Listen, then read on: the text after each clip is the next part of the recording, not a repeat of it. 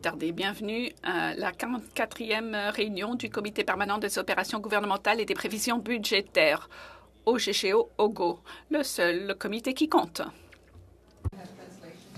Oh. J'ai pas de traduction. And the translation in English is in French. Ah. We will wait a moment while we fix our translation. Sorry, that was the interpreter's mistake.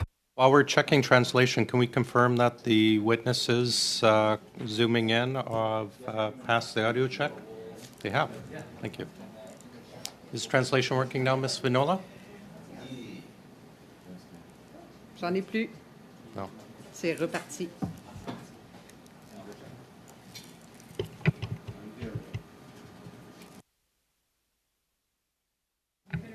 Is it working now, Ms. Vinola?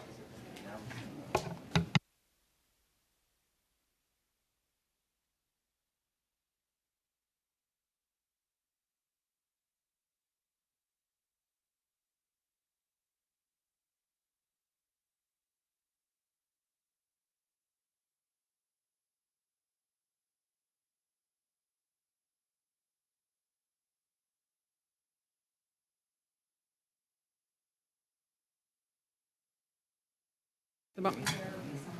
Merci. Okay, we can go. Translation's back working. We are continuing our diversity and procurement study. 4 witnesses today, each with opening statements. We'll start with the opening statement from Mr. And I asked how to pronounce it earlier, and I'm going to mess it up. Mr. Metawaben. My apologies. Please go ahead for 5 minutes. All right. My name is Shannon Metawaben, and I'm the Chief Executive Officer for the National Aboriginal Capital Corporations Association. I'm also the member of Fort Albany Pihtabek First Nations of the Muskego Nation. Thank you for the invitation to speak to you today. Before I start, I would like to acknowledge that we're meeting on the traditional and unceded territories of the Anishinaabe Algonquin people. The National Aboriginal Capital Corporations Association, NACA, is the representative organization of over 50 Indigenous financial institutions across Canada, covering coast to coast to coast.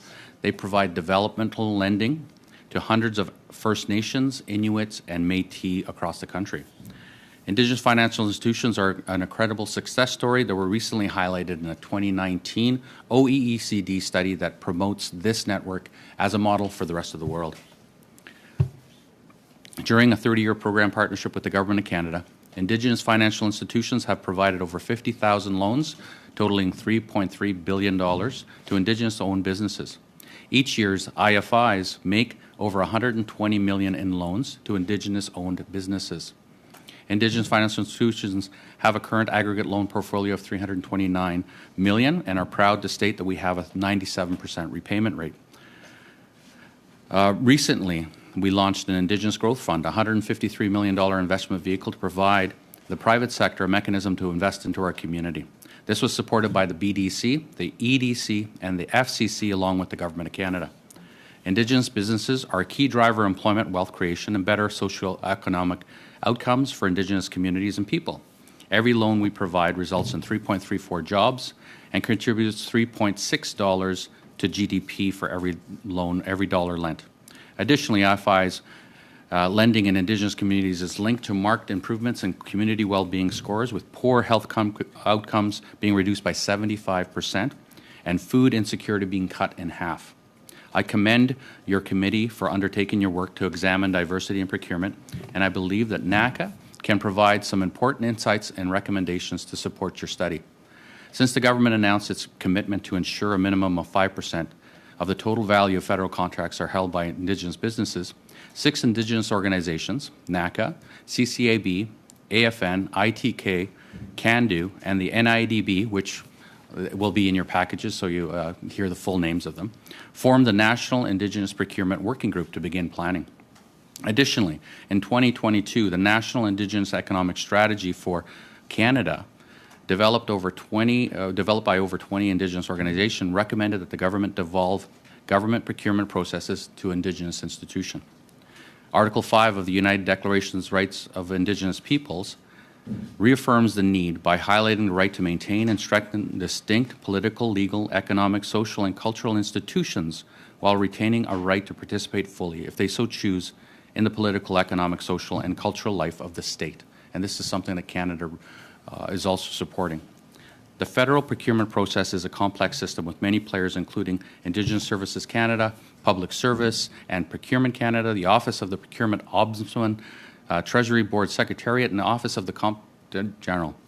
The federal procurement process presents many barriers to our businesses: systemic bias within the procurement ecosystem, restrictive administrative processes, multiple procurement actors creating a complex landscape to navigate, capacity for First Nations to respond to opportunities, and lack of national trustworthy and updated database of available First Nation businesses.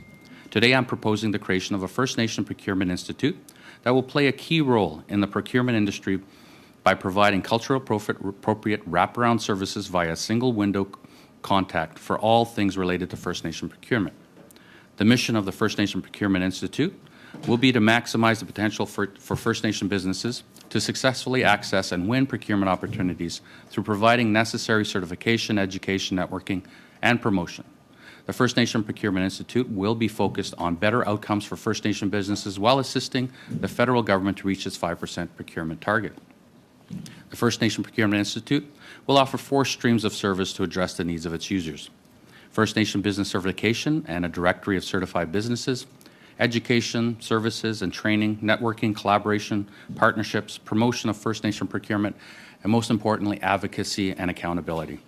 It is time that Canada acknowledge that the current system is not working. It is also time to recognize that Indigenous-led solutions have been enormously successful.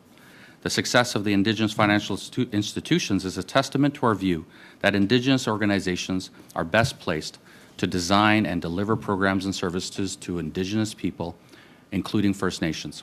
The existing federal structures that are supposed to support Indigenous procurement opportunities, including the procurement strategy for Indigenous business, have not been successful. After more than 25 years of operation under PSIB, Indigenous procurement remains stubbornly under 1% of total federal procurement. You may recall from their testimony before your committee in October, the federal officials were unable to provide any concrete measures of the government's effort at moving towards the 5% target. During the last election, all major parties committed themselves to undertaking the important work of walking the path to reconciliation. Reconciliation is not possible if Indigenous people continue to be excluded from Canada's economy and the sharing of Canada's prosperity. First Nations want to end to this systemic economic exclusion and be full partners in this confederation. This is what we mean by economic reconciliation. Working together to meet the government's Indigenous procurement commitment is a significant step in the journey, but the government of Canada must be willing to accept the First Nation people are true partners in this effort. Miigwech. Thank you.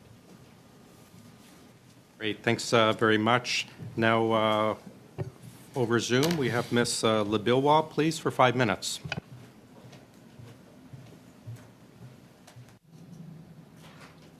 Thank you, Mr. Chair.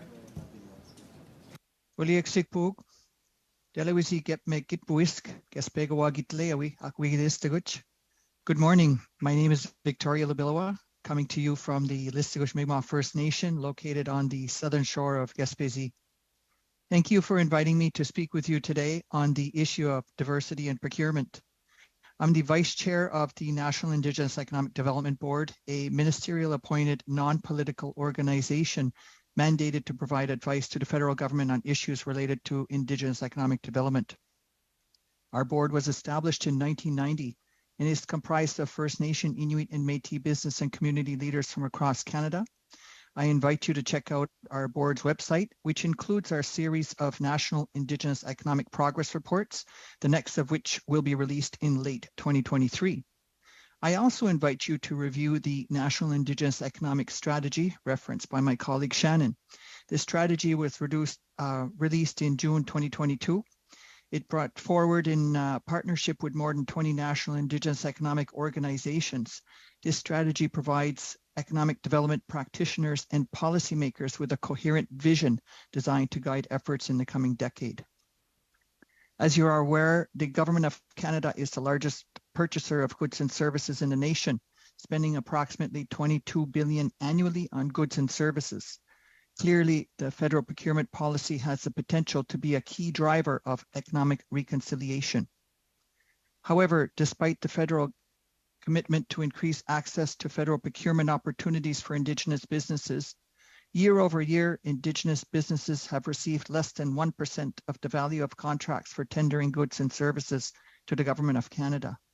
And despite the Government of Canada's goal that federal departments and agencies ensure a minimum of 5% of the total value of federal contracts are awarded to Indigenous businesses, innovation in this area continues to lag. There are a number of reasons for this, including constraints that are hardwired within the Indian Act and impediments to accessing capital by Indigenous communities and governments. The NIEDB is a member of the federal government's Indigenous Procurement Working Group and the Indigenous Reference Group created specific to these issues. We applaud the government's openness to working with Indigenous representatives on these issues and recognize the significance of the new 5% target. But more can be done in the immediate term to better utilize government procurement processes.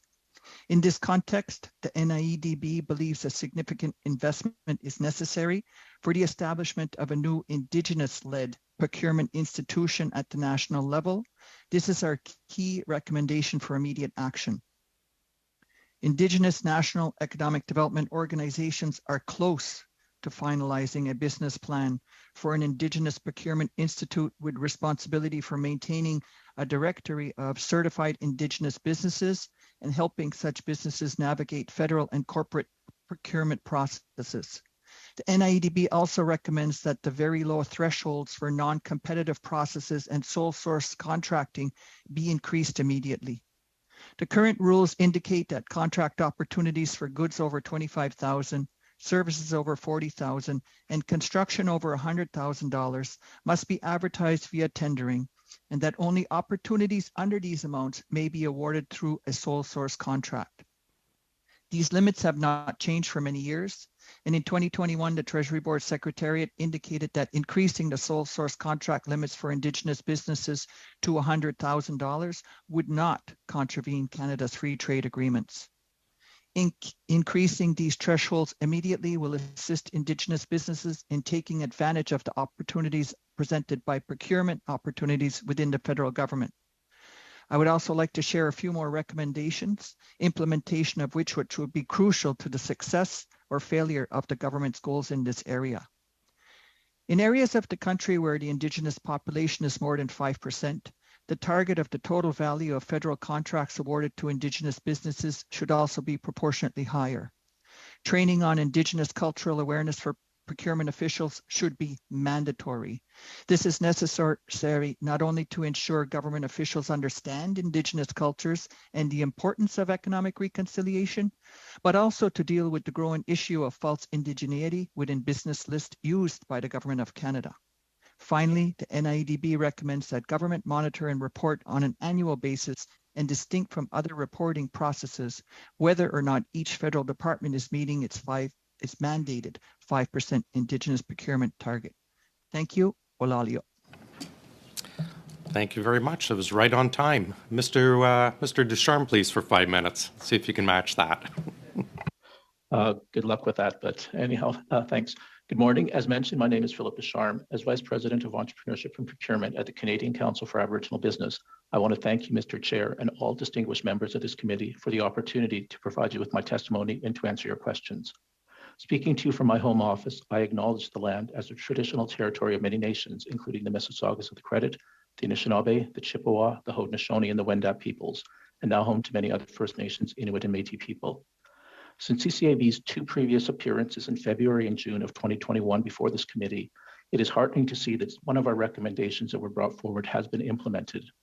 We were asking for measures that would mandate federal government departments and agencies to publicly report on their purchases from Indigenous businesses within a shorter time frame. Currently, the most recent data that we have been able to publicly identify on Indigenous procurement was from fiscal year 2018. On August 6, 2021, the Minister of PSPC announced new and immediate measures to increase federal procurement opportunities for Indigenous businesses across Canada. Included in that announcement was the development of a reporting framework that would see spending publicly reported in a much more timely manner. My understanding is that the value of federal spending with Indigenous businesses for fiscal year ending March 31st, 2023 will be published by the end of calendar year 2023. By having a fulsome mechanism on measuring and reporting on Indigenous procurement, we will be better situated to be able to evaluate and improve on meeting the minimum mandated requirement of 5% Indigenous procurement spend. In 2022, CCAB conducted research on government contracting and heard from Indigenous business owners about a wide range of challenges preventing them from taking full advantage of federal procurement opportunities. One of the most common themes Indigenous businesses expressed is concern about the lack of knowledge among government staff regarding Indigenous peoples and communities and the procurement process itself. Business is best conducted between parties that understand and respect each other, so providing increased training and awareness for government employees will help facilitate lasting and mutually beneficial relationships, which are the cornerstone of a robust procurement strategy. True economic reconciliation is accommodating Indigenous peoples to ensure their full participation in the Canadian economy, not forcing them to assimilate in order to obtain contracts. A portion of this concern was addressed in the PSPC Minister's August 2021 update, where she announced that the federal government will be developing a mandatory training for federal procurement community on modern treaty and self-government agreement implementation of procurement obligations, and to also ensure such training is integrated into the regular curriculum. Enhanced Indigenous cultural awareness will also be explored so that more responsive and culturally relevant procurement strategies may be developed. That is a start, but we will push to ensure that the enhanced Indigenous cultural awareness will quickly move from exploratory to implemented. Indigenous businesses also claim that the federal government has failed to make the necessary changes to promote access to the procurement process itself, given its many intricacies.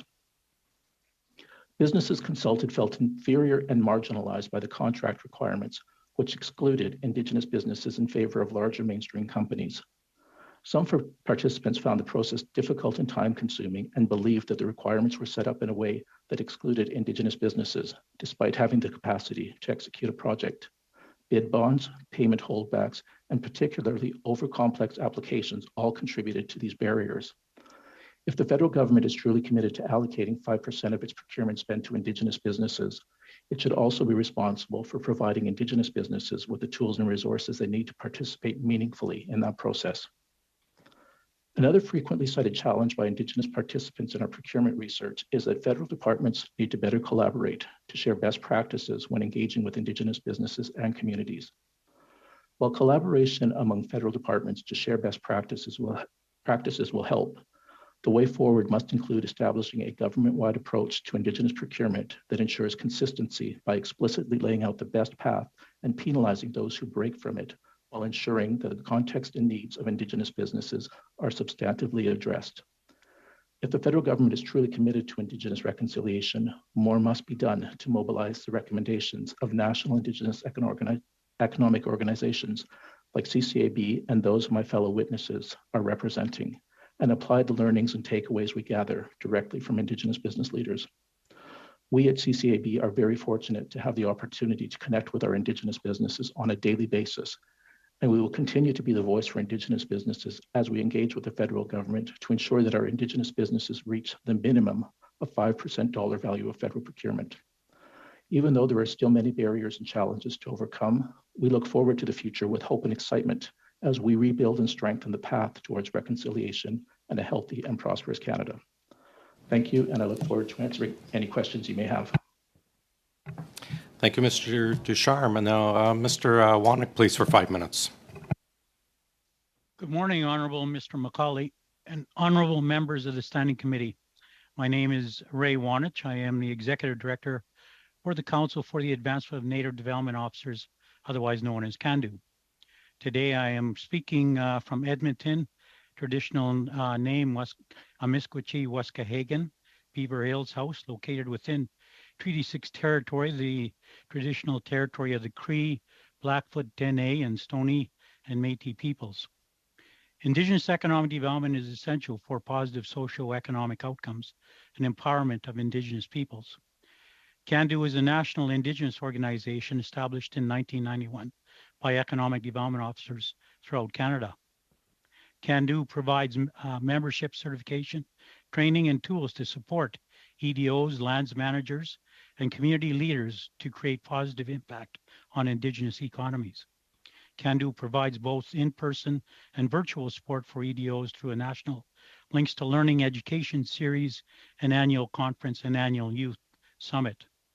CANDO has co-developed an innovative community economic development initiative called SETI that creates positive relationship building opportunities between Indigenous communities and their municipal neighbors to work together on a mutually beneficial project.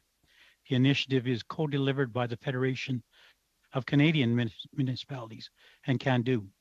One such example was the SETI project that partnered Enoch Cree Nation with the City of Edmonton. Since 2021, CANDO has worked with Procurement Assistance Canada to create studies, pilots, and new tools for EDOs and community leaders to support increased Indigenous community and business access to federal procurement opportunities. As part of this partnership, CANDO has developed several reports and studies around Indigenous participation in federal procurement. Federal procurement and Indigenous capacity building in November 2020, an assessment how CANDO and the EDO network can support PSPC in July 2021, a roadmap of federal procurement progress for Indigenous communities and businesses in 2021, an inventory of federal programming supporting Indigenous businesses in 2021. Inclusive procurement, making procurement more inclusive is good for everyone, and by finding better, more creative solutions to increase Indigenous participation in federal procurement, the government will begin to change its culture and will also have very positive impacts for other disadvantaged groups. CANDO feels that the government needs to have a better reporting and data collection. Eventually, this responsibility is expected to be transferred to a group of Indigenous organizations to manage the process. CANDO feels that the concept of a data lake that aggregates data from multiple sources will likely be required to support and measure the impact of the 5% policy and the transformation of the procurement study for Indigenous business. During the work completed by the Indigenous Business COVID-19 Task Force, CANDO and other national Indigenous organizations piloted a database focused on providing more Indigenous business to supply PPE to the Government of Canada. The data lake concept was attempted between the collective networks of national Indigenous organizations and Indigenous Services Canada. CANDO viewed this effort as being successful, as several Indigenous organizations won federal procurement contracts and were supported by the task force. Yet a key issue with the process was the inability to obtain contract award data for Indigenous businesses that made it difficult to track progress. Being able to have a central point for Indigenous business services and capabilities and more timely access to contract bidding and award data would allow for more effective decision making. CANDO has been developing a capacity assessment process and tools for EDOs that are currently being piloted in BC.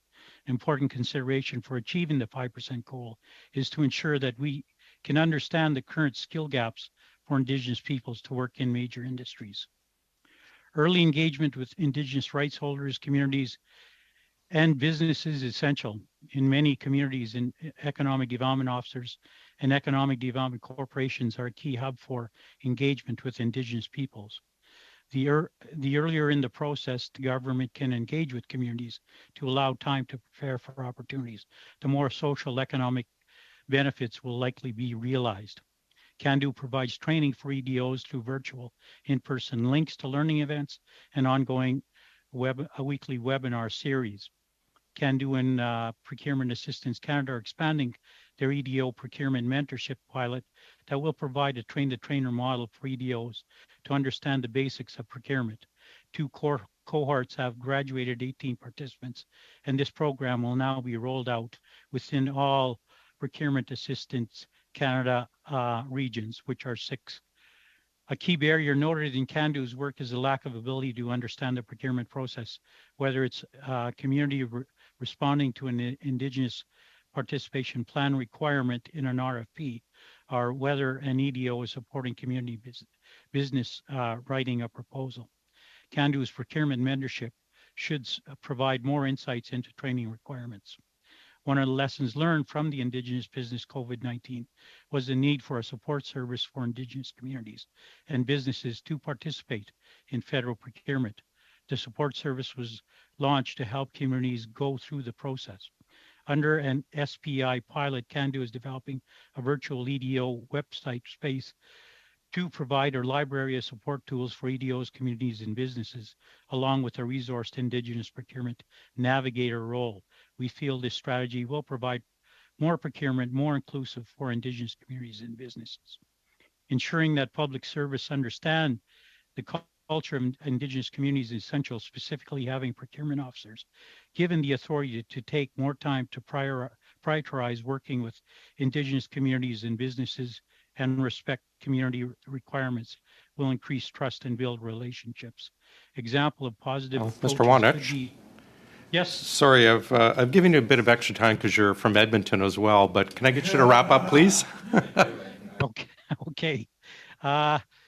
CANDO is well positioned to support the rollout of this 5% policy at both national, regional, and local networks within Indigenous communities and government organizations. And we're currently working with PSBC, ISC, NRCan, Prairies Can, Transport Canada, and DFO Coast Guard. Thank you. Wonderful. Thank you very much. Before we start, I just want to thank all four witnesses for the very important testimony that you've given today in your opening statements. I've worked on this particular issue, I think, 3 times now in OGGO, and it's fantastic, the information you put forward. I also want to welcome back a couple OGGO alumni, Miss Shanahan, who's joining us today virtually, and Dr. Robert Kitchen is back today. So welcome back, OGGO alumni. We'll start with Miss Kusi with 6 minutes, please. Merci, Monsieur le Président. Thank you very much, esteemed witnesses, for being here with us today. Miigwech. I'm the Member of Parliament for Calgary-Minipur, which is located in the traditional territories of the Niitsitapi and the people of the Treaty 7 region of Alberta, as well, of course, the city of Calgary is also home to the Métis Nation, of Alberta Region 3. Madame Labillois, Indigenous Service Canada maintains the Indigenous Business Directory, which identifies over 2,100 businesses that can compete for federal contracts set aside through the procurement strategy for Indigenous businesses. Only Indigenous businesses that meet the eligibility requirements for the Indigenous set-aside program can register in this directory. Do you think the eligibility criteria is adequate, or do you think there needs to be changes, please?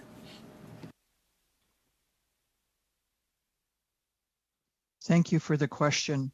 I think that there are changes that need to be made because what we're seeing happen across the country, actually across North America with the issue of false indigeneity is also pervasive throughout the Government of Canada listing of Indigenous businesses.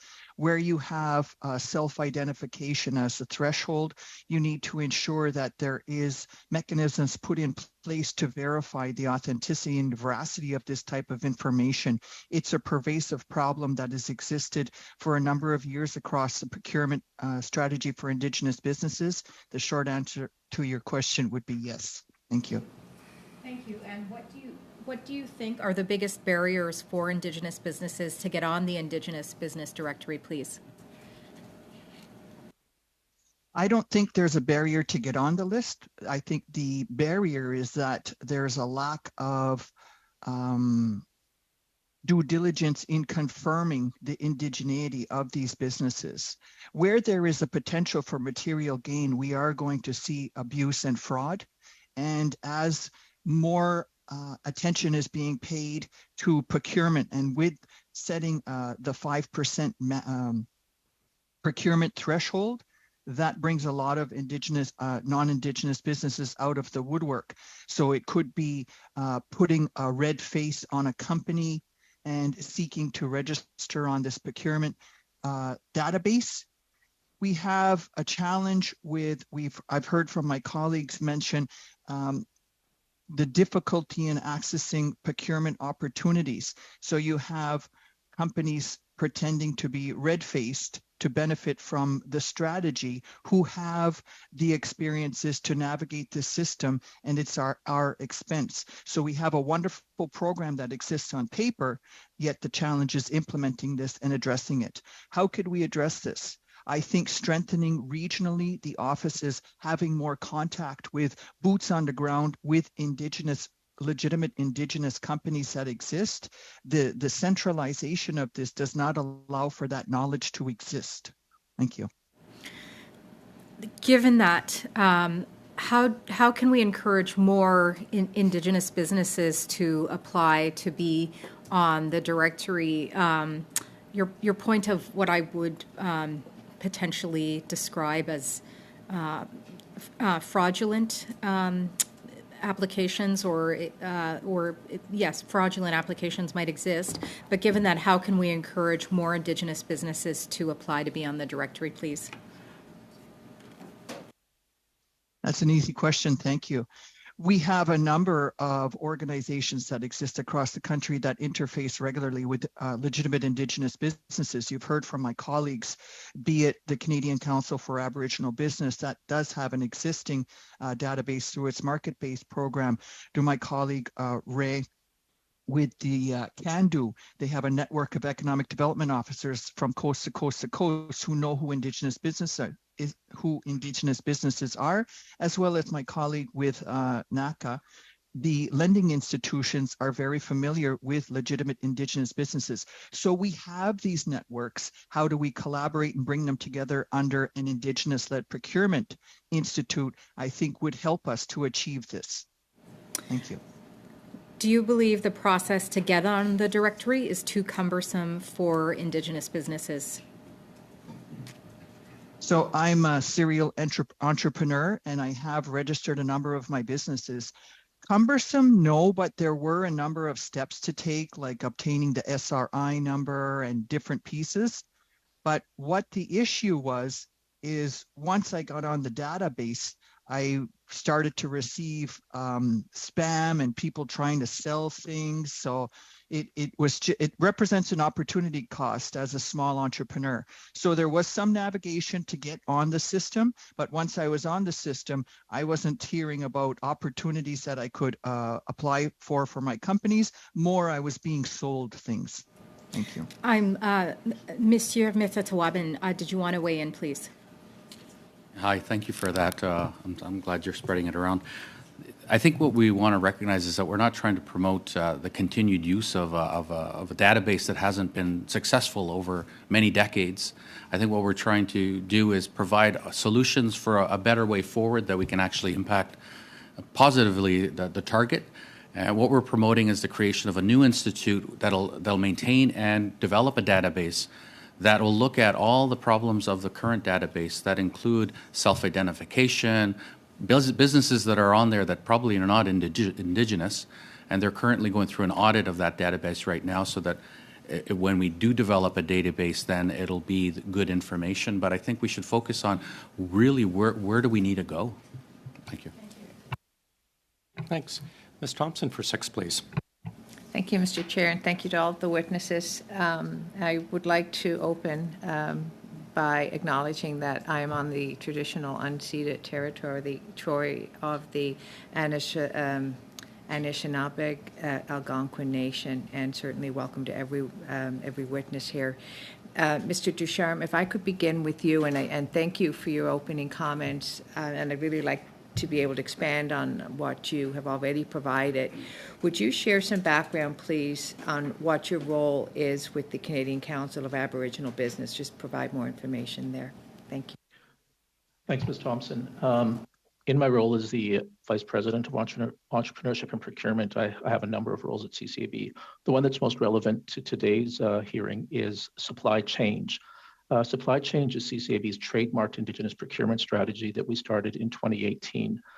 This strategy aims to increase Indigenous participation in all buying entities within Canada, not just the federal government, but all levels of government and corporate Canada. We have a number of different pillars within that strategy that brings Indigenous businesses with buyers. We have Aboriginal procurement champions. We currently have 117 corporations in all sectors and industries across the country that have signed on to help us increase participation with Indigenous businesses within their supply chains, either directly or indirectly. And then we also provide learning experiences for our certified Indigenous businesses. As Ray talked about some of the programs that they do, we have also done some of that stuff with Indigenous businesses as they try and navigate the federal procurement. The previous question about what would get more Indigenous businesses on the directory would be simplifying the procurement process for procurement within the federal government. Small businesses, Indigenous businesses, do not have the capacity or the resources to respond to these overwhelmingly admin-heavy RFPs that the federal government does. So again, we are very focused on bringing our Indigenous businesses to the rest of Canada to ensure that they're included. Thank you. And you referenced this in your opening comments, but could you share your experiences with past challenges that Indigenous communities have faced with economic business development and still continue to face? So basically just provide more information on some of the, and maybe some examples of what groups are facing. Well, I think in the past, quite often, Indigenous people have felt that they were excluded, and almost there was a bias within the federal government and even within the procurement practices with all the mandatory requirements. One little mistake and you're automatically wiped out from that. And it seems like there were so many requirements that made it impossible for someone to do it. If they didn't upload one document, they were automatically deemed non-compliant and weren't even reviewed. That was a big issue. The bid bonding as well is something. As our Indigenous businesses grow, they have trouble with the bid bonding. I know in Eastern Canada, there was a business based on the reserve that tried to get bonding, and they were told because they're based on the First Nation on the reserve, they're not going to be eligible for it. So that has been an issue, as well as the capacity that Ray was talking about. When an RFP comes out, it's too late at that point for our Indigenous businesses to grow and be able to meet that requirement. So we need to educate our businesses on the opportunities, where they are going to be, what requirements they have when that opportunity comes out, so that they will be successful and be compliant for the opportunities. Thank you. And you've referenced, and other witnesses have referenced, the importance of an institute. How do you feel that that institute, the coming together, would be able to assist in the process of information gathering, but also support once the application process has begun? Well, I think together we're stronger. At CCAB, supply chain is almost in essence what an institute would be. We've been doing it on a very tight budget and resources as well. Anyone that knows resources, HR resources right now are a big issue. And we have been doing it. And I have to say, I'm quite proud of what we have accomplished with our work at CCAB. Again, we are a member-based organization, so we work with the ones that have joined us as members, and we've done the certification. Ideally, this would be open to all Indigenous businesses. But again, together we are stronger. But I do believe that we've actually laid the pathway for what an Indigenous Institute would look like. Thank you. I'm good? You have 1 minute. Oh, lovely. Okay. Mr.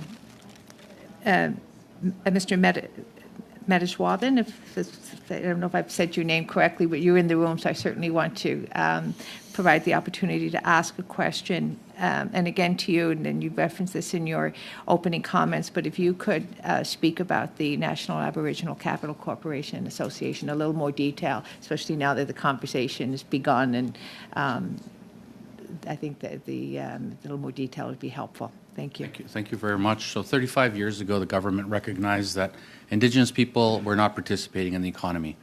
And one of the things that they did is they created a network of Indigenous financial institutions on par with the Business Development Bank of Canada to encourage the economic growth of our community. So they put together a program that provides some enabling programs to support an Indigenous entrepreneur access financing, but what they found is they couldn't get mainstream financing because of the systemic barriers, lack of generational wealth, the legislative barriers that continue to persist today. And so they created a program with $240 million from government, and they've recycled it 15 times to $3.3 billion in lending from coast to coast to coast. We provide support to Métis entrepreneurs, Inuit entrepreneurs, and First Nation entrepreneurs. We've been doing this for 35 years. Some of our IFIs are celebrating 35 years of impacting the community. Thank you. Thanks very much. Mrs. Vinola for 6, please. Merci beaucoup, Monsieur. Thank you, Mr. Chairman. My first questions are for Ms. Labillois. Before I begin my question, I'd like to clarify that I'm going to quote legislation whose name is horrific to me. And I really don't like to pronounce the name of this legislation. I believe that it continues to prejudice First Nations, and I deplore its existence, but unfortunately we have to state it. In your speech, you mentioned the difficulties and hindrances that exist due to the Indian Act. So that is a law that's been in existence since 1867. It treats First Nations as children who are unable to make their own decisions and who are not able to take full responsibility for themselves, specifically on reserve. This is worse for people who wish to put together their own companies because, as you mentioned, they don't have access to capital. So at the very least, that is difficult, specifically if these companies are on reserve. Could you provide us with some more detail in a minute and a half with respect to the problems that come out of the Indian Act and that the Indian Act continues to pose for Indigenous businesses? Thank you for your question, and I also find this unfortunate. Speak faster to answer in 1 minute. I'll give you two quick examples. One is the certificate of possession.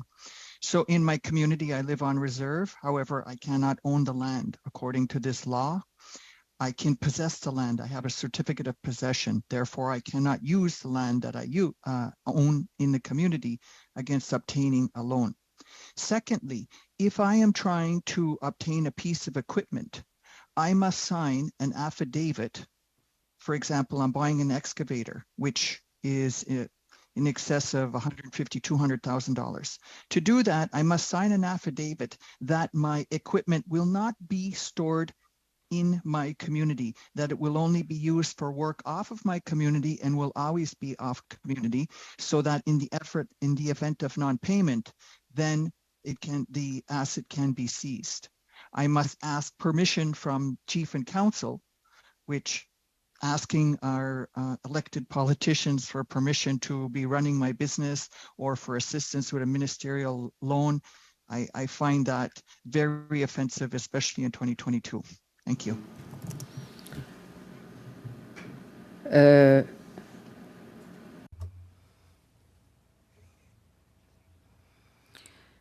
I'm trying to find the correct onomatopoeia. I'm trying to find the words. I almost wanted to say horrible.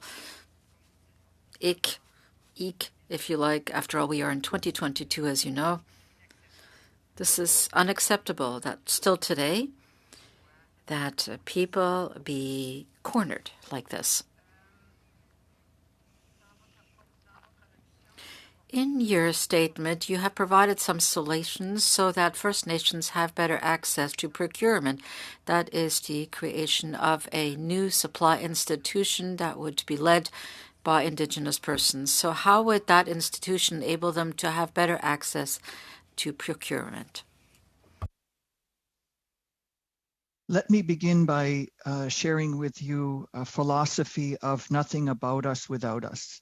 So how do I think an Indigenous-led institute would help Indigenous businesses access procurement opportunities from both the federal, provincial, and corporate organizations?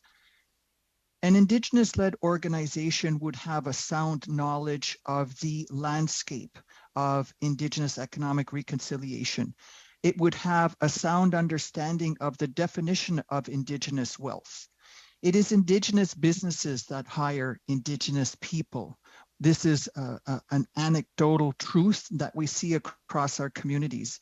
We need to design our own institutions that are responsive to the unique realities that exist in Inuit, Métis, and First Nation communities, both on and off reserve. There is not a one-size-fits-all. There is not a pan-Indigenous approach. We have 3 different jurisdictional groups. We have different laws in place, as you have just mentioned, with the Indian Act applying to status Indians on reserve. There is a mismatch of regulations that are hindering our progress, and we need our own people leading our own institutions to help drive Indigenous economic reconciliation. Thank you. Donc, est-ce que vous pensez... Do you also believe that this supply institution will enable you to have more ready access to capital? Or would it be necessary to redo the entire Indian Act? I don't think the priority of an Indigenous Procurement Institute is to facilitate access to capital. That is a continuing work that we do. Well, how I see the importance of this institute is growing the skill sets and capacity of Indigenous businesses in accessing procurement opportunities. That's on the demand side. But on the supply side of the procurement equation, the Procurement Institute would also be working with corporate Canada, with the federal government, in ensuring that its procurement processes are responsive and realistic in meeting the needs of Indigenous businesses to access these important opportunities. Thank you. Merci. Great. And that's our time. Mr. Johns for 6 minutes, please. Thank you. And I'll also acknowledge that we're doing business today on the unceded lands of the Algonquin and Anishinaabe people. And I live in Nuu-Chah territory in the Huipachesed and Sishat communities and nations. Maybe I'll start with Mr. Witawaban. In my riding, parts of my riding, some of the population, 50% is Indigenous in large areas of my riding. The 5% threshold doesn't work. It should be much higher. In Nunavut, 80% of the population are Inuit. Can you speak about, how that needs to be fixed and adjusted? And maybe you can also speak about jurisdictions where there's been, more success than Canada in terms of, ensuring that the equity is fair when it comes to Indigenous peoples and procurement. I think what we have to recognize is that Canada is very systemic in its exclusion of the Indigenous community. Examples today are building projects in an Indigenous community doesn't allow that Indigenous community who has an economic corporation to be even eligible for that project, to bid and be successful in that project, where the money would stay in that community and would be socially impacting that community, those families. And in my opening statements, I said food security would be reduced by half or improved by half. We need to improve the services throughout. This is not a solution of Procurement Services Canada improving and enhancing its services to say that they can meet the target. It's a bigger problem than that. We need to change the way the system progresses. The example I use is the National Aboriginal Capital Corporations Association. Indigenous Services Canada used to deliver a program 30 years ago. Their loss rate was 75%. Our loss rate is 3%. That's an Indigenous organization delivering to our own people because we have deep social connections to our people. We know who is in the community. We do our due diligence. We ensure that it's going to be a successful operation because it's for our children's children. So if you are looking at a procurement process that is going to be created by our people, we want to make sure that it's going to be successful.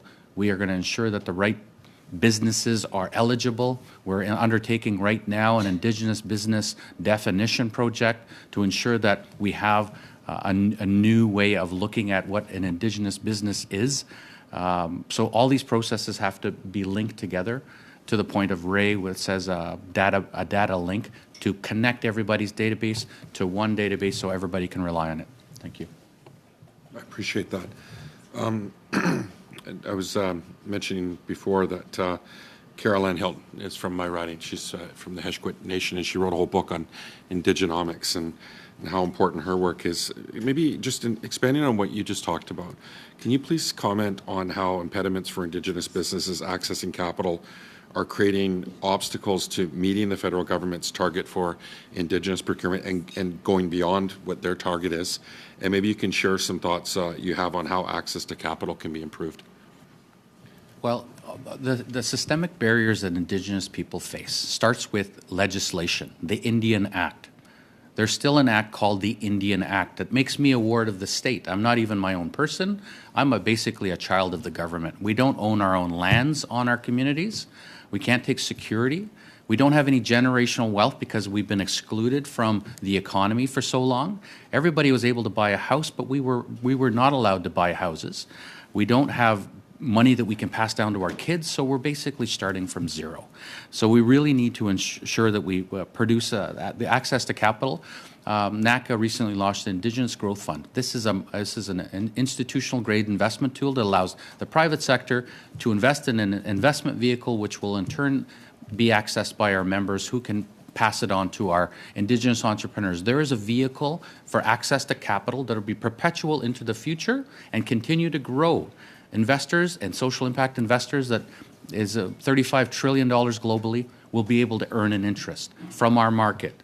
So these are creating tools to plug into the Indigenous economy. We're at the very infant stage of developing this Indigenous economy. 300 plus court cases affirm our rights and title to our lands. Major projects, resource projects, the drive to critical minerals is going to go through our communities and our lands. So the sooner government and corporations accept the fact that we need to be partnered with Indigenous communities and create the conditions to allow us to participate, the more prosperous Canada will be. Thank you. Ms. Labiwa, do you want to also comment around access to capital and your thoughts on that as well? I do. I was just taking notes. So I think what's important when we say we have challenges with access to capital, I'm going to further qualify that and call it access to competitively priced capital. Because if I can obtain a loan at 11%, if I'm lacking the financial literacy or the financial management competence to understand the importance of interest rates, my business is going to go under. So we need to ensure that the capital we're accessing is competitively priced in line with lending rates that are prevalent across Canada. That is one of the things I see challenged because we see different efforts to increase access for, say, Indigenous women entrepreneurs or Indigenous people in general, but we must keep that in mind. It's not just access to capital, it's access to competitively priced capital. Thank you. Thanks, Mr. Johns. Mr. Barrett for 5 minutes, please. Yep, thanks very much, Chair. Thank you to all of the witnesses for joining us today. We'll start with you, Mr. Metatwabin, please. Has the government fulfilled their 5% commitment when it comes to IT contracting? I don't believe they have, no. And I'll just give the other witnesses the opportunity to indicate if their answer is different. Why don't we start, Mr. Wanich, please? Yeah, no, and I think that's been cited a number of times is the lack of data. I couldn't tell you what the number was, and I think we know where it should be, but yeah, the lack of data isn't there. Okay. So sadly to say, yeah. Thank you. We can't give you an answer. Mr. Ducharme? Again, what Ray and Shannon said, there is no data that's available. You can't get that information from the federal government. I mean, within our team, we went into Buy and Sell Canada to search contracts to see if we could do it that way, but 2018 was the last time it was publicly reported. So hopefully by December 2023, we'll have a better indication of where the federal government stands with Indigenous procurement. Thank you. And finally, Ms. Labillois. Thank you, Mr. Barrett, for the question. So don't have access to the data. I could not answer your question, but I'm a storyteller. I want to tell you about using IT as an example. So our board, the National Indigenous Economic Development Board, was seeking to update our website. And under the sole source contracting, which I referenced in my opening statement about the $40,000 threshold, we were working with an Indigenous-owned website development company that could do the work. Over the course of navigating this process, and as you're aware how costs have had increased during the pandemic, we didn't meet that $40,000 threshold any longer. So that eliminated the company, although they had done all the initial work of trying to respond to the bid and complete this. So we're still without an updated website, and we dragged this Indigenous-owned company through the mud trying to get there. Thank you. Thank you. So we've seen that many of the government's IT contracts go to a relatively narrow group of well-connected consulting firms that in some cases we see that the contracts are written in such a narrow way that only a couple of firms could actually fit that criteria and qualify. Has it been your experience that Indigenous companies might not qualify for contracts when it seems like these contracts have been written with a predetermined outcome in mind? That is to say, with one specific company selected, and though it is it's presented as if it's open procurement, they've predetermined who's going to receive it based on the narrow set of criteria that they've included in there. And so I'll just ask if one or two of you folks could respond to that one, and then I have just one more question if I've got the time.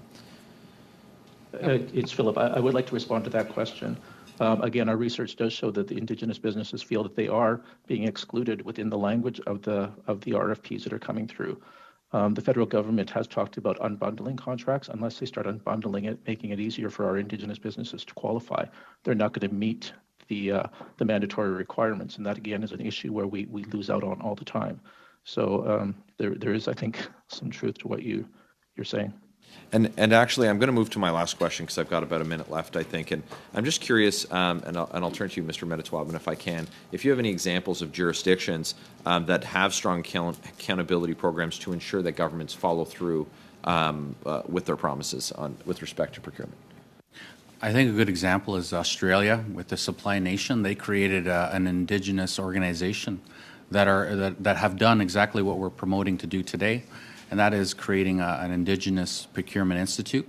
And what they did in the first year, when they targeted 3%, they achieved 9%. They achieved higher targets when they put on to into a public realm the department's targets and what they're achieving on an annual basis. So it was accountability by department to each other that really promoted everybody to get something done.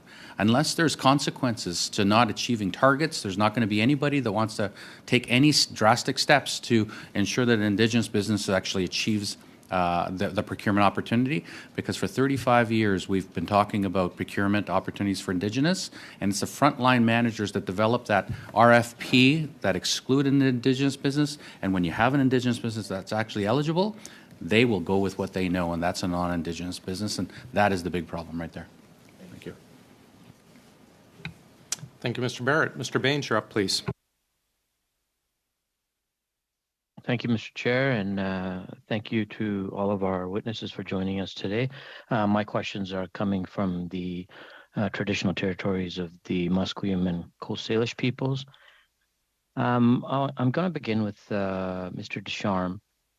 Can you please tell us about recent developments of Indigenous procurement in the natural resources industry and the steps you have taken to help its development? Well, I think the natural resources sector has actually led the charge in Indigenous procurement in Canada. If you look especially within the Wood Buffalo region, they've been doing it for many, many years. In 2021, Suncor and Syncrude did a combined spend of $2.4 billion with Indigenous businesses, which equated to, I believe, 17% of Suncor's overall spend and 27% of Syncrude's. It's happening across the country. You're looking at clean energy as well. Some of our champions, including Ontario Power Generation, have publicly made targets. Ontario Hydro One has also publicly made targets. And by making that public, they are opening themselves to be ensured that they meet that and that they are working with our Indigenous businesses. They do that through a number of different ways, again, even through indirect opportunities where they bring in their prime vendors. And these prime vendors are working with our Indigenous businesses to grow the capacity and make them be suppliers. So I think that sector has been doing it for a lot of time, and they have some great practices that they share. Suncor had spoken to Deloitte, which is another one of our champions, on how to increase it, and Deloitte, I believe, has met their internal targets as well.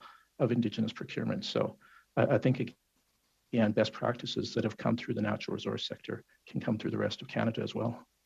Right. And then is there still room for improvement there? I imagine there's there always is. room for. There's always room for improvement. And again, that 5% that was that a previous question was asked, that was based on, we were advocating for that 5% based on the Indigenous population. But in regions where the population is bigger, it should be higher. If you look at the Yukon government, their Indigenous procurement target is 25%. And then we also look at Indigenous businesses as a whole. 50% of our businesses are urban-based businesses. So if they're only working within the resource within that area, they're not helping that demographic. So we want to ensure that within the entire supply chain, not just where they're doing the work, but even in corporate offices, that they're utilizing Indigenous businesses for IT, they're using them for staffing requirements, or even something as simple as catering. Okay, thank you. And then I'll go to Mr. Wanek. Can you tell us about your recommendations on Indigenous business diversity for the future moving forward? Well, I think it starts at home, and allowing access to procurement, and as we've addressed throughout this presentation, the lack of finances, the lack of training. Our role is capacity building, and we've been dealing with a number of federal departments to roll that training out in many ways to our members that we bring together. You've seen there are a number of organizations here at the table representing their own membership, and I think it's more about how we bring them together and work together, and that's why I like the idea of a federated approach. You can still be and deal with your own membership in your respective areas, but come together to share information and best practices, whether it's under the banner of a data lake, which I think should be considered, are other issues such as training for procurement officers. I think this is how we have to come together for the betterment of our communities, our Indigenous entrepreneurs, and what we contribute to the GDP of this country. Thank you. I'll move on to Ms. Labillois. I think you've spoken quite a lot about the challenges with awarding of contracts to Indigenous businesses, diversity measures and programs, and where the government can improve. Can you please share where some areas you think the government's done well?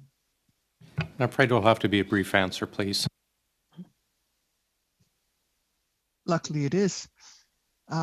Where has the government done well in procurement? I think looking at the procurement program and going through this modernization exercise has afforded the opportunity to listen to many Indigenous voices and their experiences with procurement.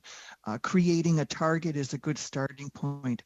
I know my colleagues have mentioned about work within education and sensitization within the procurement delivery landscape within the federal public service.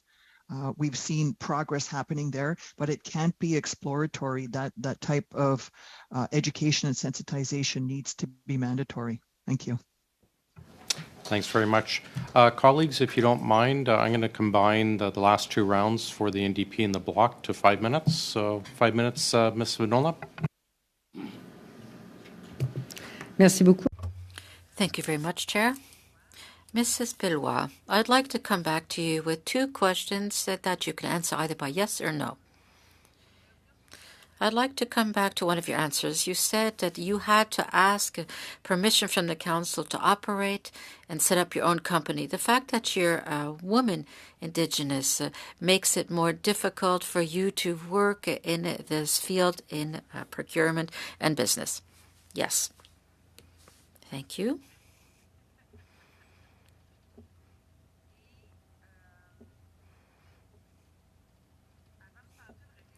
Before you try to settle problems at the federal procurement level, given the issues that arise out of the Indian Act Would it not be more, wouldn't it be wiser to first and foremost completely reform this legislation? Yes. Thank you. Monsieur Mr. Metatawaben, I'd like to know that which services, Indigenous financial services, offer to Indigenous companies. You've provided a list earlier, but my question has to do with access to capital. Do these funding organizations, are they in a position to provide beneficial interest rates similar to those offered by the large Canadian banks? We're in a process right now of making sure that access to capital is something that Indigenous entrepreneurs have. And the organization that I represent received $240 million 30 years ago and recycled it 15 times to $3.3 billion in lending. They've never been able to take advantage of all the opportunities within their regions with adequate access to capital. Now, in order to deploy money, you need to ensure that there's an enabling environment to ensure that you have deal flow. The Government of Canada created a program called Aboriginal Business Canada many years ago that provides an equity contribution to an Indigenous business that just reduces the risk level on that loan. That's been highly successful. And they've shown that for every dollar provided there's $1.26 to 40 provided back to the Treasury Department. Now, these are social impact and returns to government. It's an actual investment to invest in the Indigenous economy and providing more enablers, tax incentives for investors, training capacity that Ray was talking about. It's very important to make sure that everybody has the training and understanding and knowledge and know how to start a business. Being plugged into the procurement system needs to be improved because they make it highly complex. And Indigenous entrepreneurs and some of the barriers that they create to even get in the door makes it highly complex. So we just have to improve everything. And if we have that opportunity, this organization can work with the government to make sure that we take down these barriers. Thank you. Merci beaucoup. Ma dernière... Thank you very much. My last question is for Mr. Wanich. It's been 18 years now.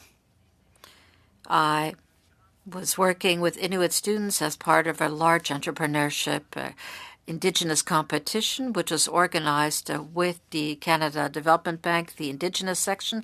I don't know if that still exists or perhaps it's changed names. This was called E-Spirit.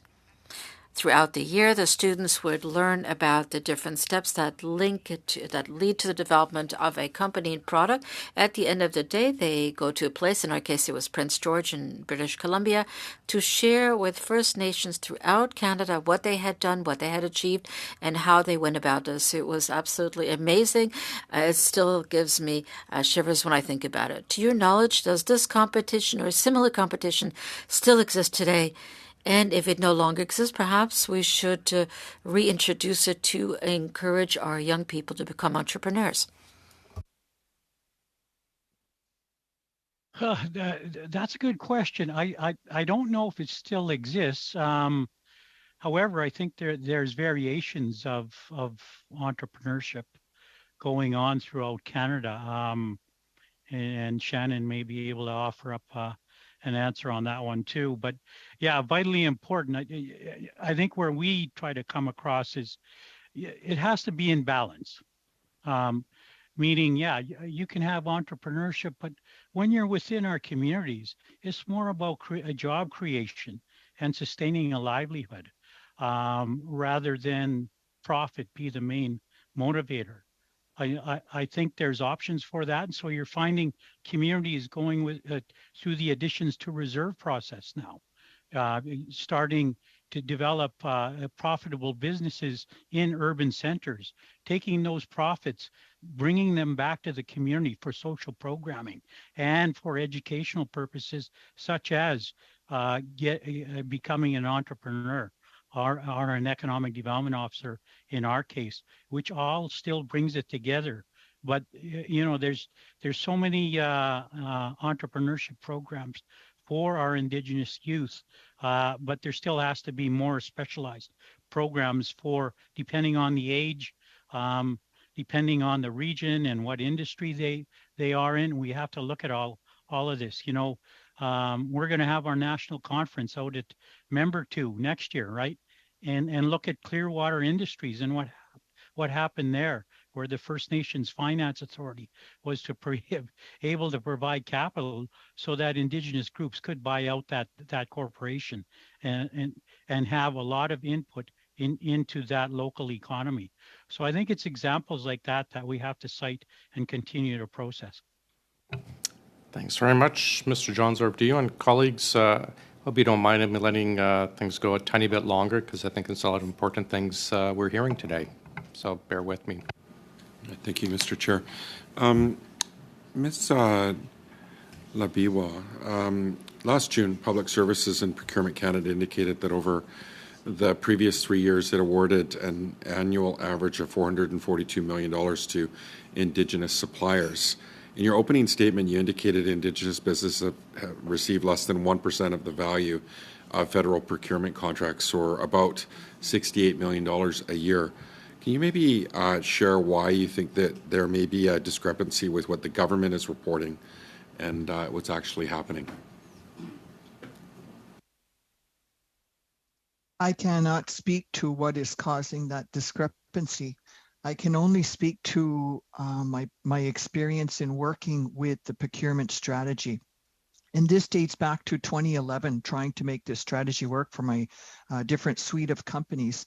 That one of the initial challenges that an Indigenous business owner will encounter is the lack of projects that are deemed an Indigenous set-aside.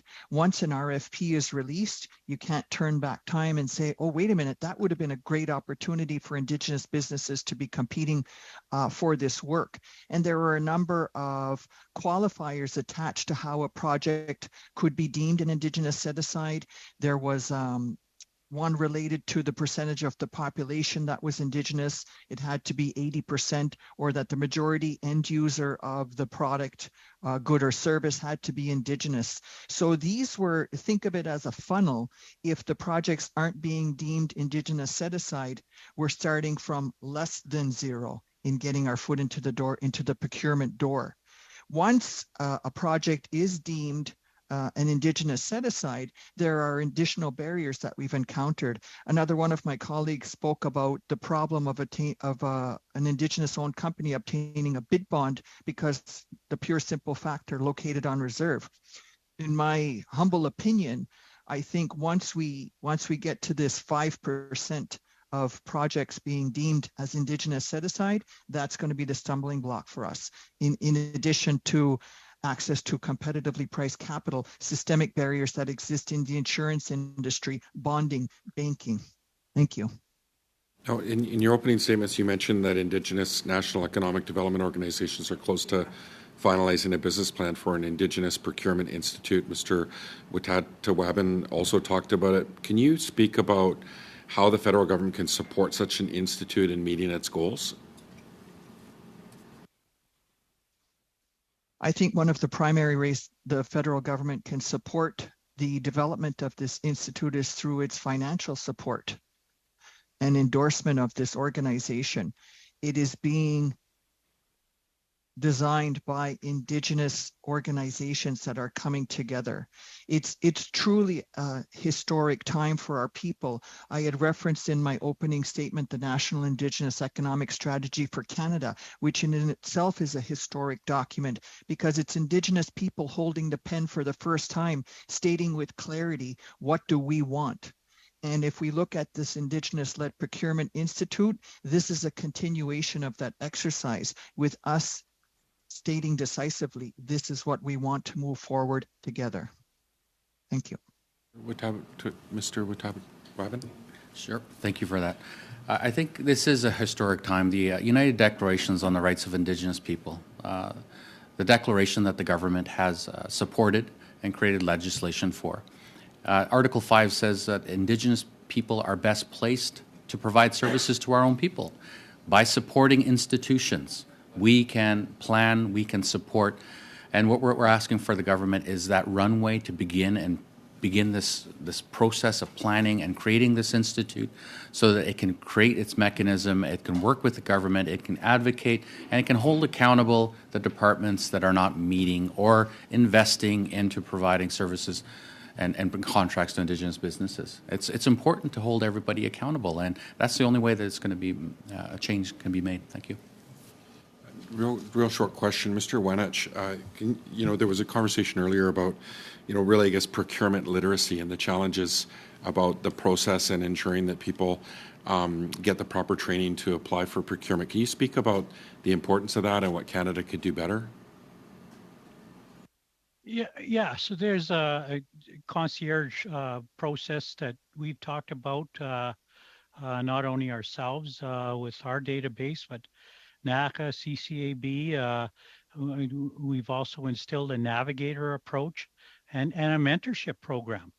A lot of our entrepreneurs are new to this game, and there needs to be a facilitation process. That's how we see our role, is to facilitate, hold their hands. So, you talked about IT, and maybe there's only a few companies getting it.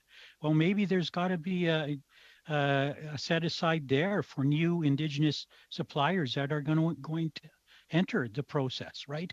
And we go along for that journey with them to make it fair and equitable for everybody, in this procurement table. And I think as we evolve, procurement's going to evolve. And I think if we can provide that training for our procurement officers too, so that they can relate to those entrepreneurs in smaller centers and where they come from, and where they don't have access to capital, maybe where they don't have access to clean drinking water. We've got to generate this whole process and facilitate it right to the end. Great. Mr. Johns, thank you. Ms. Kusi for 5 minutes, please. Thank you, Chair. Mr. Medetwaban, I will start with you, please. I wanted to go further on something Monsieur Ducharme had touched upon, and that is entries into the federal procurement, or I should say federal procurement contracts for Indigenous businesses in certain sectors. In your opinion, what sectors are easier for Indigenous businesses and which ones are more difficult in terms of obtaining contracts, please? Through our 35 years of providing entrepreneurs with access to capital, Indigenous entrepreneurs cover all industries. Over the last 35 years, we've seen more service type of businesses, for sure, because we're in the community, we're providing service type businesses, contractors, builders, transportation, food services, but we're gradually getting into the more complex IT, professional services. Indigenous entrepreneurs will respond. 20 years ago, the Government of Canada had this big drive for procurement, and they said that there's going to be this big opportunity. So Indigenous entrepreneurs invested time, they invested money into accessing procurement, but the government never responded by providing contracts to Indigenous entrepreneurs. So they went back just to the market within their regions. They did not spend time with going through the process of submitting another contract request through Government of Canada. We need to do this right because the market is there and they will respond in kind. They are waiting, willing, and able. We just have to have the right enablers. I want to just highlight that the National Aboriginal Capital Corporations Association over 35 years has seen a 70% decline in the support for its programs and services for our IFIs. And that eliminates the nice youth program that you mentioned. And all these programs that were in place have been reduced to minimal levels. If we support it, and I said it's an investment in our community, you'll see businesses ramping up and getting ready for this. Thank you. Thank you very much. Mr. Wanook, I wanted to go to you, although I do take offense with your Edmonton Oilers sticker. As a Calgarian. Point of order. In your opinion, What about certain federal departments? Which ones are easier, and which ones would you say are more difficult?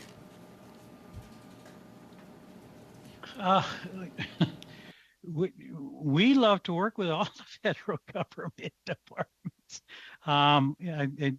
Yeah, we believe in relationship building, right? Takes time. We're not based in Ottawa, so we have some people on the ground there, though. We love working with Indigenous Services Canada, with Natural Resources Canada, with PAC. I'm on a strategic committee with PAC. So, yeah,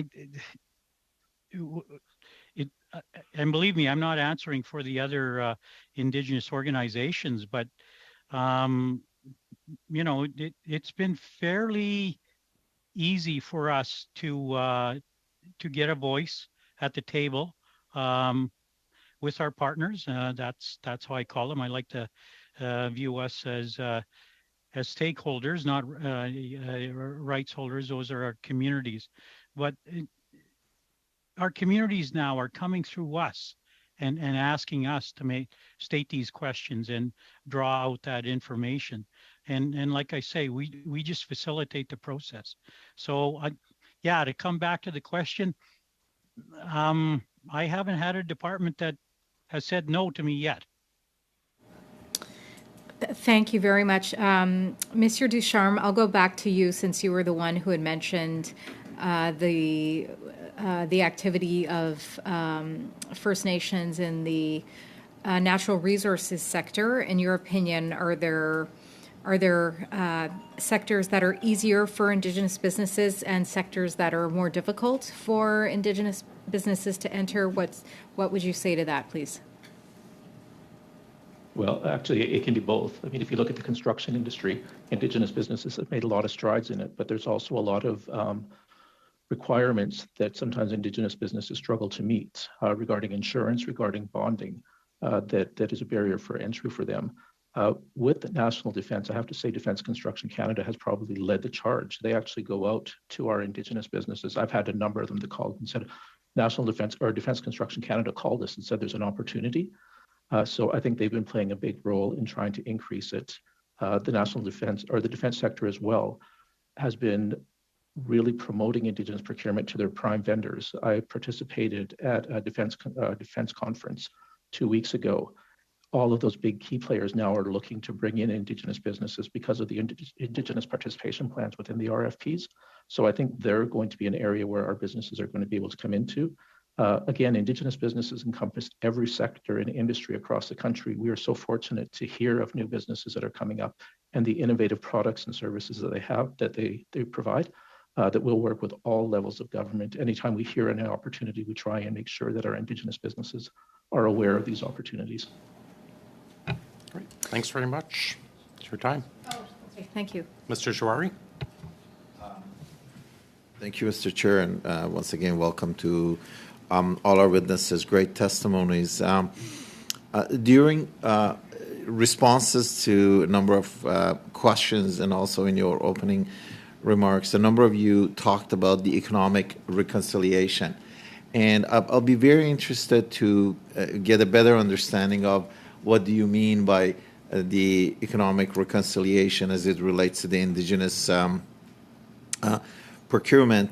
And aside from the 5% and where we are now, what would you consider the building blocks of the economic reconciliation, and how your organization would partner with the government to be able to make sure that we actually deliver? And this is the message that I'm hearing, that we need to partner, we need to make sure that we deliver. And I'm going to start with the first person who I heard the concept of economic reconciliation, and I believe that was Mr. Metadaben, please. Thank you very much for that question. I believe economic reconciliation is as simple as ensuring that Indigenous people are part of the economy. We have many barriers that we've faced and that we continue to face even today. Access to capital is one of them, and having the right ecosystem to ensure that we can be part of the system, having the right capacity, training programs, access to information, and the processes that are adequate for us to participate. Those things are all things that we need improved because barriers have been systemically put into place that doesn't allow us to participate. And I think if we can address all those areas and have an Indigenous organization represent and all the partners around the table and the witnesses today being part of that, it would ensure economic reconciliation. Thank you, Madame Laboulo. Fabulous question. Thank you. I would begin by saying that when I take a look around the landscape in this region, I'm talking in Gaspésie and Mi'kmaq, that we were not destined to be poor on our own homelands.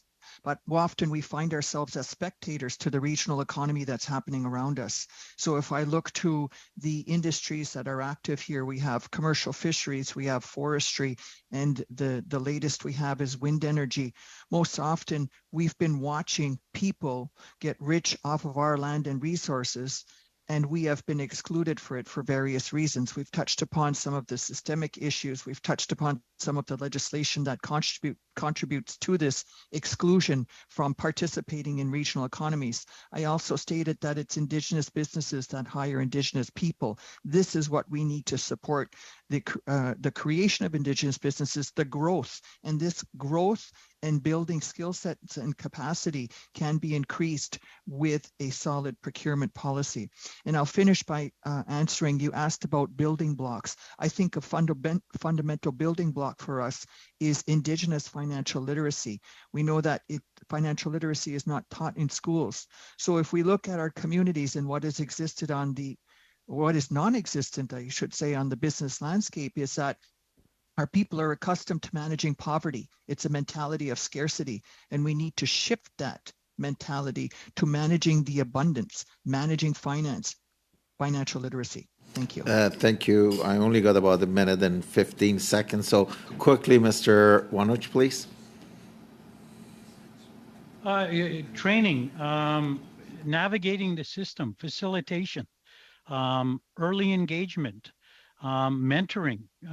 If the goal is to have an Indigenous prime contractor in this country, we're going to need a lot of handholding, a lot of capacity development.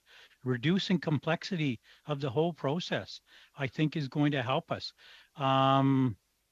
There's many differences on how we might want to do this, but I think if you look around what we're doing today and coming together and bringing all our energies and all our skill together from all of the national organizations, we're going to chip away at this. And Thank you. And the last 30 seconds is going to go to Mr. Ducharme. Mr. Ducharme.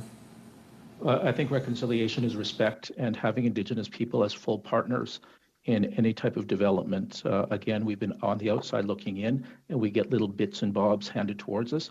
But I mean, for true meaningful reconciliation, we are sitting at the table. You look at all different industries as well. When you look at economic reconciliation, can also mean board members. Within the last 2 years, we've had 3 Indigenous peoples assigned to boards, 2 of them with national banks, 1 to a national telecom company. So again, the reconciliation is that we are full participants and we are partners and not just customers. Thank you. Mr. Barrett for 5, please. I'm going to give my time to Ms. Kuzi. Ms. Kuzi for 5, please. Thank you very much, Chair, and thank you very much, Mr. Barrett. Mr. Metatawabin, businesses are eligible for the procurement strategy for Indigenous businesses if at least 51% of the firm is owned and controlled by Indigenous individuals, and if the firm has 6 or more full-time staff, or at least 1/3 of the employees are Indigenous. Do you agree with this eligibility criteria? Well, I think right now we're in a process of fine-tuning that Indigenous business definition, and that's in the process right now.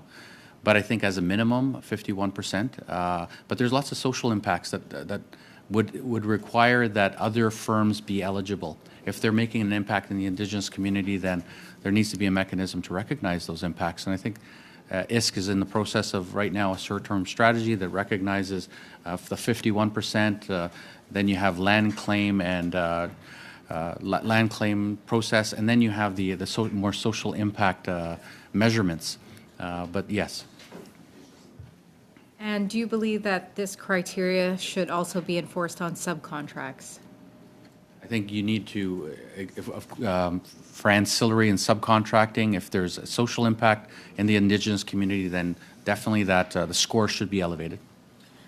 So then to expand upon my initial question, do you think the enforcement of the criteria is useful and effective? I don't believe it is right now, and I think that we can do a better job of ensuring we have the right definition, we have the right accountabilities and mechanism to select and provide contracts that are actually Indigenous businesses. Thank you. Monsieur Ducharme, would you like to weigh in, please? Yes, actually, as of August 2021, that requirement of a third of the workforce, if there's 6 or more, has been lifted. I think this does help our Indigenous businesses as they grow, especially in certain sectors where it's hard to keep up that resource of a third of the employees being Indigenous. Indigenous businesses, again, were the only ones that were held to account for this with the federal government and any of their social procurement or platforms. That requirement was not there. If a woman-owned business had all male employees, she was still considered a woman-owned business. If a minority-owned business has non-minority employees, they were still, again, that was just an extra level that was imposed on Indigenous businesses. It is a bit contentious, but Indigenous businesses, when we have the opportunity, we are going to hire our own people. So I think it's up to us to determine that, not the federal government to say that we're not a business if we don't meet that third. And I think that has been eliminated. Thank you for that clarification. My apologies for being incorrect in mentioning that. Madame Labillois, in the departmental results for 2021-2022, Public Services and Procurement Canada had the percentage increase in participation to procurement processes by businesses owned by Indigenous people. The result was I'm getting to the point. The result was a 4% decrease in participation. Why do you think that is? Well, I think the pandemic was a challenge for everybody surviving the pandemic, and the accessibility of some of the tools that were put in place by the federal government for businesses during the pandemic may not have applied to Indigenous businesses. I'm not saying this is the blanket reason, but if you look at the tremendous amount of resources that goes into responding to an RFP, and it's an opportunity cost. As an entrepreneur, where are you going to put your time and resources? And you put it into responding to an RFP and you're not successful, and you're not even getting feedback as to why you're not successful. Are you going to be applying again? You need to determine where is the best investment of time and energy. And perhaps it's not in the procurement strategy as it exists today. Thank you. Thank you. What do you think the government is not doing to increase the participation? I think there's 2 things, and one of them I just mentioned, of creating that relationships with Indigenous businesses by procurement PSIP coordinators that exist in all departments. If they don't know about Indigenous businesses that exist, we're not going to get projects deemed as set-asides through the procurement strategy. So it's about relationship building, decentralizing this, having boots on the ground in different regions, understanding what the Indigenous business community looks like. And then secondly, giving feedback, mentoring, helping to navigate that response to RFPs. Thank you. I think that's our time. Mr. Kuzmierczak for 5, please. Well, thank you, Mr. Chair, and thank you so much to all the witnesses for this tremendous conversation. I wish we can continue this the entire day, to be honest with you. Tremendous insight, so thank you for that. Mr. Ducharme, you mentioned, I think in your testimony that that the natural resource sector was really sort of leading the charge in terms of Indigenous procurement. Are there other areas that you see, sectors where you see are really primed right now, tremendous opportunities for growth in terms of Indigenous services and procurement? Well, again, I did say national defense. I think if you look at the spending and all the work that's coming on through the national defense and with the shipbuilding and all those opportunities, there are great opportunities for Indigenous businesses. My fellow presenter, Victoria, knows well about some of the opportunities that come in within the shipbuilding with that was going out in Atlantic Canada. Again, IT, I mean, when you look at the Indigenous businesses, a large portion of our certified Indigenous businesses are in the IT sector. There are opportunities in there. But again, Indigenous businesses, we're all over the place. We can't be pigeonholed to say we're all in natural resources or all within one area. Indigenous businesses are very resilient. They're very innovative. And I think with the correct tools and help from the federal government, we'd be able to be full participants in every Indigenous or every procurement opportunity that the federal government brought forward. I appreciate that. When I was working for an organization, a regional innovation center back home in Windsor, I was proud to spearhead an initiative called Supporting Aboriginal Youth Entrepreneurs in Windsor, Essex. It was a wonderful initiative. And I wanted to ask you, obviously from that initiative, we saw how important network mentoring opportunities are. Can you talk a little bit about the programming that CCAB has to support young Indigenous entrepreneurs, and whether there's a special role that the federal government can play in helping to nurture, again, young entrepreneurs in the Indigenous communities? Well, previously we were focused on entrepreneurs, regardless of being young or seasoned. We are looking more. We are getting more input from young entrepreneurs that are coming. We work with JEDI, which is a joint economic development initiative based out of New Brunswick. We spoke last week to a forum of young entrepreneurs that are starting their business. We work with them. Again, we also provide young entrepreneurship awards, and I think that's really helpful to Indigenous businesses. Anytime our people can be recognized for the success that we've done, it makes us proud to see someone that looks like us succeeding and making a difference. We provide grants to small businesses. A lot of them are the young entrepreneurs. They're small grants that we've been fortunate enough to get funding from our corporate members, a $2,500 grant. And we're lucky that the grants that they have been given to us, they allow the Indigenous businesses to spend. So many times programming or grants, there's a lot of requirements or barriers to what they could utilize that money for. I think the partners that we have realize Indigenous businesses know what they want. And if you're going to say, well, you can spend this money, but you can only do that, is it really beneficial to our businesses? So we do networking. And again, networking is the most important thing. The more you can get out there, the more confidence you can build. And again, it's hard to get a contract over the telephone. You build that relationship and it's going to grow over time. So networking is something that's very important. And we really want to promote our Indigenous businesses. Young Indigenous entrepreneurs, again, is an area that we really do want to focus on. The federal government can help. They can provide programming. They can provide support. I mean, we're not a non-government funded organization. We do get some project money, but overall, it's hard. Resources are limited out there, but I think the federal government can step in and do more. You mentioned the role. I'm afraid that's our time, Mr. Kuzmierczak. Thank you. Ms. Kusi for 3 minutes, and then Mr. Housefather for 3 minutes, and we'll finish up. Thank you very much, Chair.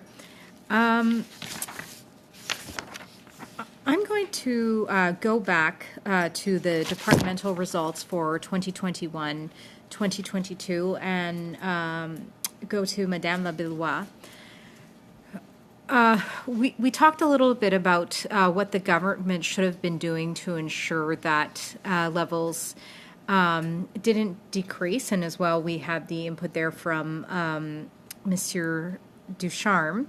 But it also notes in the departmental result that there wasn't even a target to increase participation by. So do you think setting a target would be beneficial? Madame Labillois, please. Absolutely. And the target, I believe, should remain a floor rather than a ceiling. So, for instance, we know that the rollout with the modernization of the procurement strategy will happen over 3 years.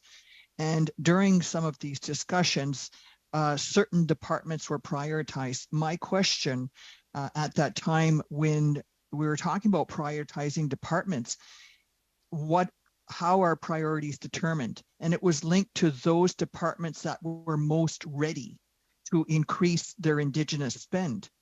And I refuted this by saying, well, what is these departments? What is the proximity to Indigenous communities and Indigenous businesses across the country? So it was satisfying more departments' readiness than proximity to projects where departments would be spending and that Indigenous businesses could access. So who are we trying to accommodate with this new policy? I think should be one of the questions that we ask ourselves as we move forward. Do you think that the impact of not setting a target is? If there's not a target set, at the end of the year, we say, oh, well, we tried. How did we try? I think if you have benchmarking, reporting, tying this to bonuses and shedding a light by having a department by department reporting mechanism in place will highlight to us where the issues and challenges are, where we can focus our attention. What target do you think that Public Services and Procurement Canada should be setting? Just a very brief answer, please. Look at the Indigenous population of the region. Set it accordingly. Sure, I wanted to go back to the Oilers fans. Delete that from the record, please. Mr. Housefather, for 3 minutes, please. I thought it would be the Flames. I'm confused. I think we can all agree the Canadiens are the best team. So first of all, thank you so much for everybody coming. Madame Labillois, I just wanted to ask a couple of questions about something that you answered before. You had talked about self-identification and the problems related to self-identification when it comes to time to determine what is an Indigenous business that should be considered in the 5%. Can you talk to me about how you would like to have Indigenous communities agree perhaps on what the should be done beyond self-identification? Yes, as my colleague Shannon had mentioned, we have developed a definition of Indigenous businesses, and we are going through our own organizations to determine to engage and make sure everybody is on board with this. But essentially, it's looking at our communities from a community perspective. We know who our people are. And the cost of false indigeneity for companies who can access projects that were set aside for Indigenous businesses is huge. It takes up space that was created for our businesses. Most often these shell companies aren't looking to hire our own people. And furthermore, the wealth that would accrue from this contract isn't returned to the Indigenous community. It's a pervasive problem. We're hearing about it across academia, within the public service, within businesses. It's out there and it is problematic. I acknowledge that and I agree. I guess, can I ask another question? Should there be some mechanism, right now we're talking about who owns a business, should there be some reward or some mechanism where businesses are also judged on the number of Indigenous people that they hire? So it's not just, I own a business, but I don't hire any Indigenous people, and it's an Indigenous-owned business, but there has to be some reflection also of the percentage of the workforce that is Indigenous to make sure that a business makes an effort to actually employ people from the community? I would say that this would create a further barrier to us.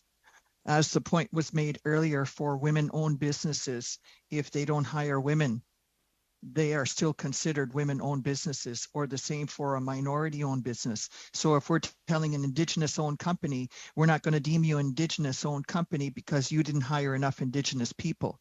And also to the point, I'll talk about difficulty in accessing for say you're hiring a project engineer. These would be a very high demand in Indigenous communities. So if I couldn't hire an Indigenous engineer or project manager, that's an additional barrier to me. I know I'm almost finished, but let me just mention, that wasn't quite what I was mentioning. I was talking about that in a system not related to Indigenous-owned businesses, but to all businesses, in terms of tenders offering additional points for having a diverse workforce and including Indigenous peoples. Anyways, that's what I meant, but thank you so much. Thank you, Mr. Housefather. Witnesses, thank you very much for joining us today. Thank you for your feedback. As I mentioned, we have studied this before in this committee, but we've heard a lot of new things today. I've heard a lot of new things today. Very, very valuable. So I really appreciate everything you shared with us today. We are done with this study portion. We're going to go on to some committee issues. Witnesses, you're welcome to sit and listen to us vote on. I know. Otherwise, you can sign off. We're staying public, colleagues. Today is the last day of the committee. We can vote on the supplementary Bs and report them back to the House. In all, there's 9 votes in the Sup Bs 2022-2023 referred to this committee. Unless anyone objects, I will seek unanimous consent of the committee to group the votes together for a decision. Do we have that consent, please, to group them all together? Yep. Wonderful. And shall all votes be referred to the committee in the supplementary B22-23, Carrie? On division. Thank you very much. Yes, and agreed we will report them to the House. Wonderful. Thanks very much. There's just one other item, Governor General's travel expense study.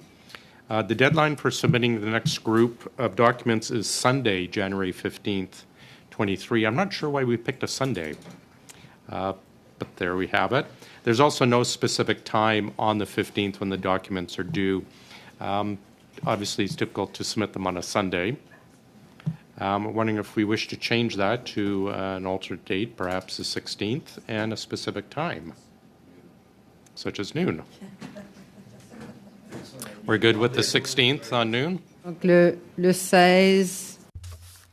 The 16th at 4 p.m. or at noon, that's fine. 4 p.m. gives us the entire day. It's almost poetic. 4 at the 4th at 4 p.m. I know Mrs. Vinola will be here waiting for them. If we're agreed, wonderful. Anything else? Otherwise, we'll be adjourned. Wonderful. We are adjourned. Thanks, everyone.